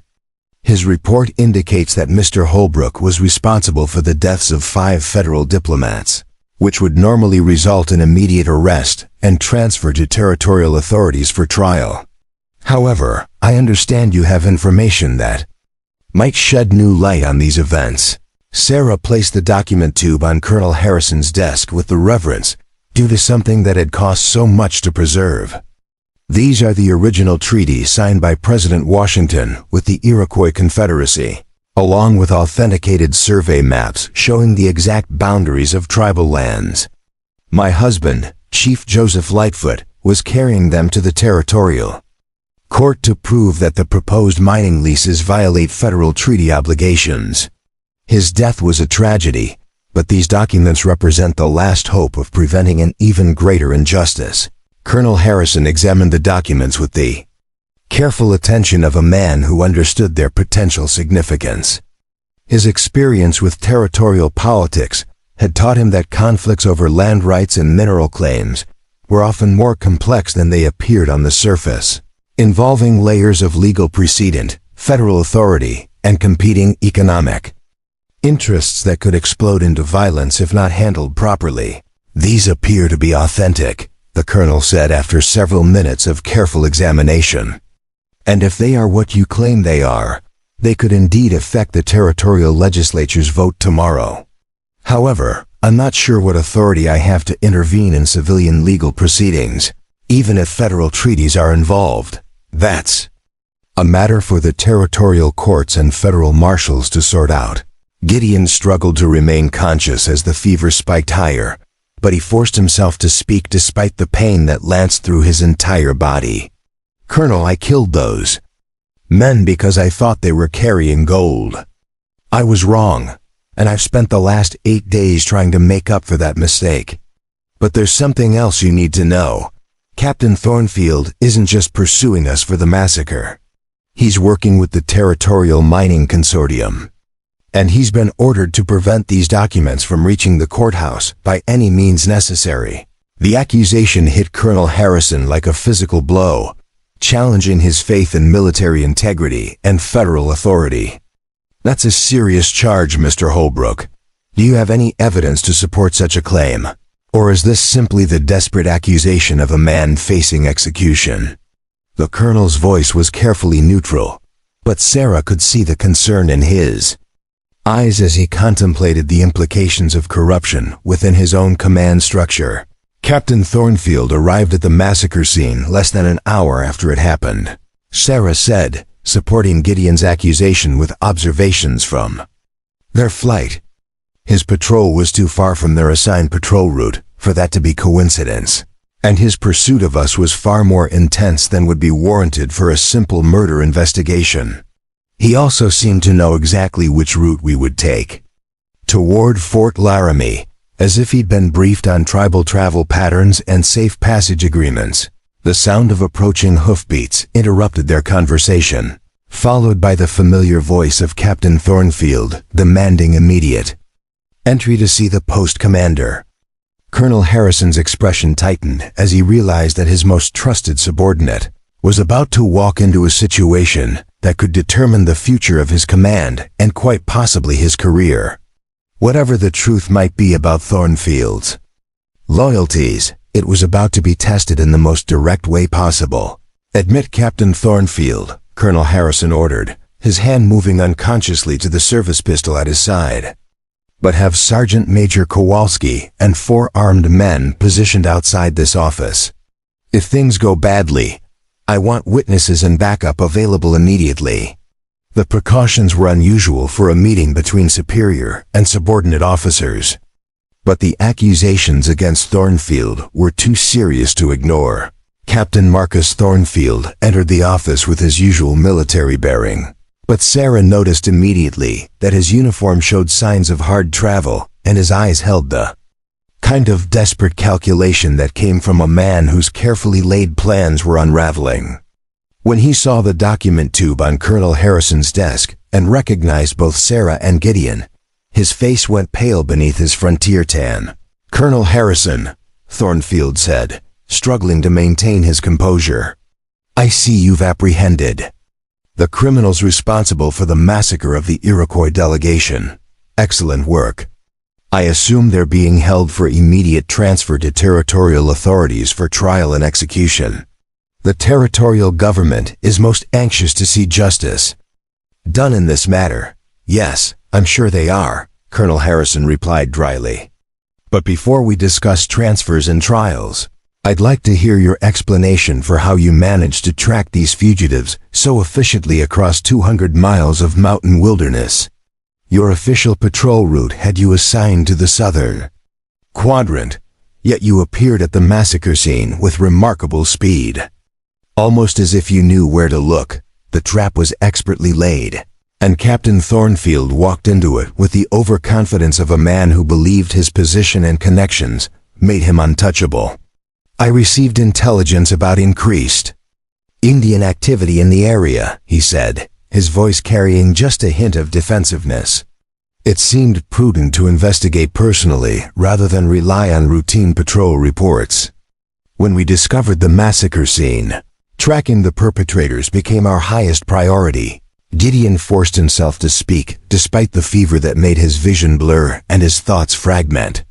Tell him about the mining consortium, Thornfield. Tell him about the money they're paying you to make sure those documents never reach the territorial court. Tell him about the orders you received to eliminate any witnesses to the real reason for the massacre. The accusation shattered Captain Thornfield's carefully maintained facade like a gunshot through glass. His hand moved toward his weapon with the instinctive reaction of a cornered man, but the sound of rifle bolts being drawn back from the hallway outside reminded him that he was outnumbered and outgunned. Colonel Harrison's own pistol appeared in his hand with surprising speed for a man of his age and rank. "I think that's enough," Colonel Harrison said quietly. "Captain Thornfield, you're relieved of duty pending a full investigation into these allegations. Sergeant Major Kowalski, place Captain Thornfield under arrest and confine him to quarters under armed guard. And send an immediate telegraph to 2 Washington requesting federal marshals and a full investigation team. This situation has become too complex for military justice alone." The next few hours passed in a blur of activity as Fort Laramie transformed from a routine frontier post into the center of a political crisis that would ultimately reach the highest levels of territorial and federal government. The post surgeon worked frantically to save Gideon's life, using every technique in his limited arsenal to combat the infection that had spread throughout the Outlaw system. Sarah remained at his bedside, despite offers of more comfortable quarters, her presence seeming to anchor him during the worst periods of delirium. "The documents are safe," she whispered during one of his lucid moments. "Colonel Harrison sent them under armed guard to the territorial courthouse this morning. The mining vote has been postponed pending federal investigation of the treaty claims. Joseph's mission is complete, Gideon. You kept your promise, Gideon." Smiled weakly, his fever-bright eyes focusing on her face with difficulty. "Not my promise," he corrected gently. "Our promise. We did this together, Sarah. You and me, just like we should have done everything from the beginning. I'm sorry it took me so long to remember what really matters." 3 weeks later, Gideon Holbrook sat in the witness chair of the federal courthouse in Cheyenne, his left arm still in a sling, but his fever finally broken and his strength slowly returning. The federal investigation had uncovered a conspiracy that reached deep into territorial government, involving illegal mining leases, bribery of military officers, and the systematic violation of federal treaty obligations. Captain Thornfield had been court-martialed and sentenced to 20 years in federal prison, while 6 territorial officials faced charges that would likely result in lengthy prison sentences. The charges against Gideon for the massacre of the Iroquois delegation had been reduced to manslaughter in light of his cooperation with federal investigators and his efforts to complete Chief Joseph Lightfoot's diplomatic mission. The federal judge, after hearing testimony about his journey to Fort Laramie and his protection of vital evidence, sentenced him to 5 years in territorial prison with the possibility of parole in 2 years for good behavior and continued cooperation with authorities. "It's not perfect," Sarah said as they stood together outside the courthouse, surrounded by federal marshals who would escort Gideon to the territorial prison that afternoon. "But it's better than hanging, and it's a chance for you to build a new life when you get out. I'll be waiting, Gideon. However long it takes, I'll be waiting." Gideon touched the silver locket at his throat, the weight of her mother's gift still carrying power to calm his spirit and remind him of what he was fighting for. 2 years, he said firmly. "I'll earn that parole if I have to break rocks with my bare hands." and teach Sunday school to convicted murderers. And when I get out, I'm going to ask you to marry me properly this time. No war, no outlaw gangs, no federal conspiracies. Just you and me and whatever life we can build together." Sarah smiled through tears that she didn't try to hide, her honey-colored eyes bright with hope and determination. "I'll have an answer ready," she promised, reaching up to touch his scarred cheek with gentle fingers. "And Gideon, for what it's worth, I think the man I fell in love with before the war would be proud of what you've become. Sometimes the longest journeys bring us right back to where we started, but stronger and wiser for having made the trip." As the federal marshals led Gideon away toward his uncertain but hopeful future, Sarah watched from the courthouse steps until the prison wagon disappeared over the horizon. In her hands, she held a letter from the Iroquois Confederacy, officially thanking her for completing Chief Joseph Lightfoot's mission and offering her a permanent place among their people if she chose to return east.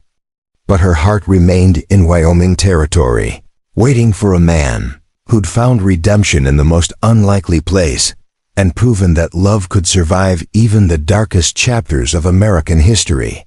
The mining leases were permanently voided by federal court order, and the Iroquois lands remained under tribal control for generations to come. The story of the savage outlaw who became a protector spread throughout the territories, carried by traveling merchants and circuit preachers, until it became the kind of legend that fathers told their sons around campfires. But for Sarah Firebird, it would always be more than legend. It would always be the story of how love conquered hate, how redemption conquered despair, and how two people found their way home to each other across the vast wilderness of the human heart. Up next, you've got two more standout stories right on your screen. If this one hit the mark, you won't want to pass these up. Just click and check them out. And don't forget to subscribe and turn on the notification bell so you don't miss any upload from us.